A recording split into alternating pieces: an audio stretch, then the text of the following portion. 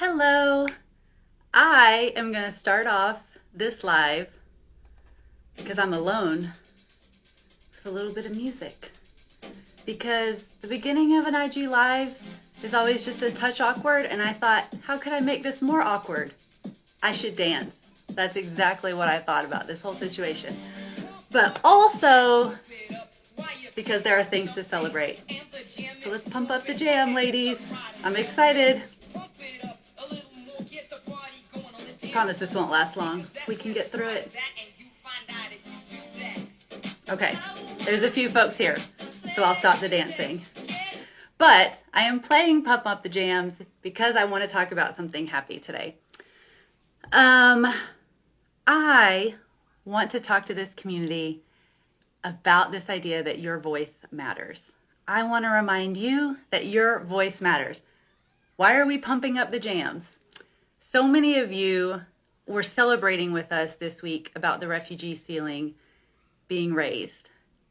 And Bree and I were actually talking earlier today, and we were just like, man, what an experience it has been, and what a joyful experience it is to see our advocacy make a difference, to see how when we raise our voices that change can happen, can and does happen.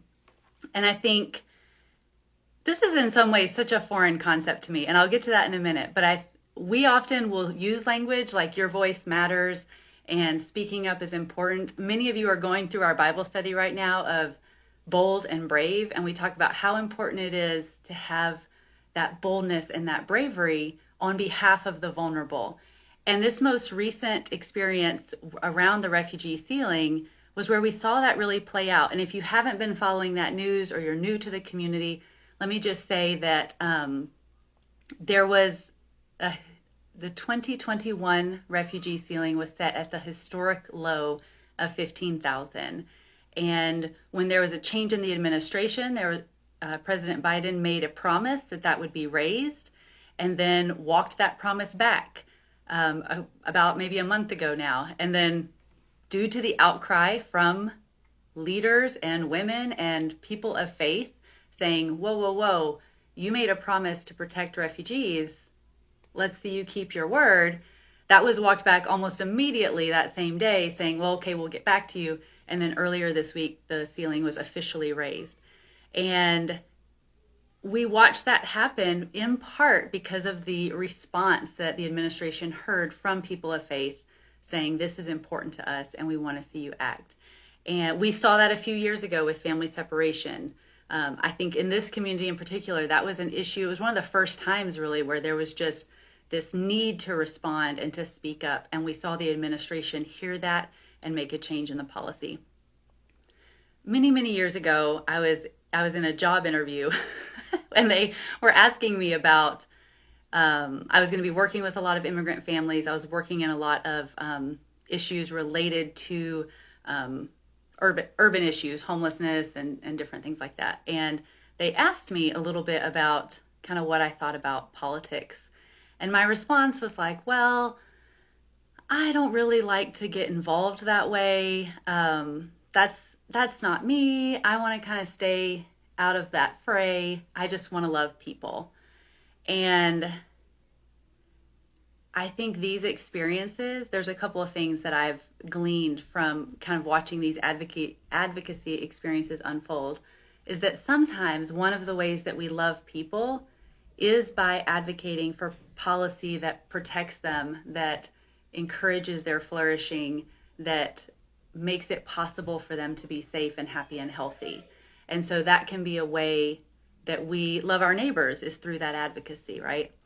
And that we can do that in a way, I very much associated being political with being partisan, meaning I had to align myself with a particular political party and advocate for that, whatever that means.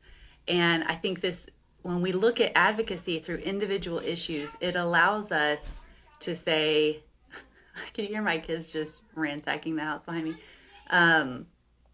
It allows us to engage the political sphere, but in a nonpartisan way by saying this is what is important to us. And so I just want to encourage you today because I know sometimes, at least for me, it's easy to think, why bother? Like, if I'm, calling Congress while I'm trying to unload the dishwasher, I'm just one woman in a neighborhood somewhere, doing this small thing. Does it even matter? And I just want to encourage you that it matters. When we raise our collective voice, we see change. And so thank you to all of you who signed petitions, who made phone calls, who asked other people to do those things as well. Because it is just such a joy to celebrate these moments when we see that advocacy matter. And so I don't know if you can hear doors slamming and children screaming, but it's probably time for me to wrap this up. So we will start with dancing, end with slamming doors. But I am so glad you're here, and I am so grateful because I know that for some people,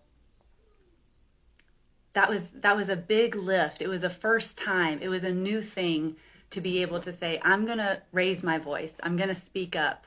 I'm going to engage this political system that I don't normally engage in this way.